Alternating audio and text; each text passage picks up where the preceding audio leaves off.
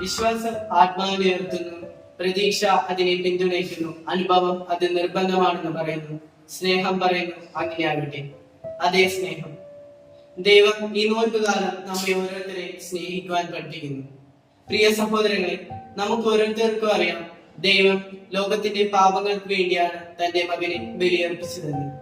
ഇതിനെല്ലാത്തിനും പിന്നിലെ കാരണം ദൈവത്തിന് തന്റെ മക്കളുള്ള സ്നേഹം മാത്രമാണ്.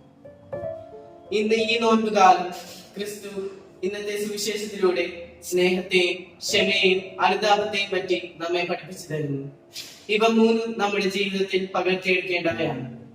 ഇവയിൽ സ്നേഹത്തെ പോലെ തന്നെ പ്രാധാന്യമുള്ളതാണ് അനുതാപത്തിനും ക്ഷമയ്ക്കും. ഇവ രണ്ടും തമ്മിൽ വളരെയധികം ബന്ധമുള്ളതുമാണ്. കാരണം ഒരുവനോട് അവന്റെ തെറ്റുകൾ ക്ഷമിക്കുമ്പോഴാണ് നാം അവന് അനുതാപത്തിലേക്കുള്ള വഴി കാട്ടിക്കൊടുക്കുന്നത്. ഈ അനുതാപത്തിലേക്കുള്ള വഴി 100% വിജയകരമാകണമെങ്കിൽ ദൈവം നമ്മിൽ ഓരോരുത്തരിലും സന്നിധനായിരിക്കണം. എങ്കിൽ മാത്രമേ നമുക്ക് അനുതപിക്കുവാനും പാപത്തിൽ നിന്ന് പിന്തിരിഞ്ഞ് നടക്കുവാനും സാധിക്കുകയുള്ളൂ.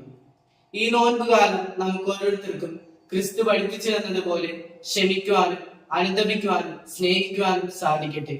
ദൈവം നമ്മെ ഓരോരുത്തരെയും സമൃദ്ധമായി അനുഗ്രഹിക്കട്ടെ.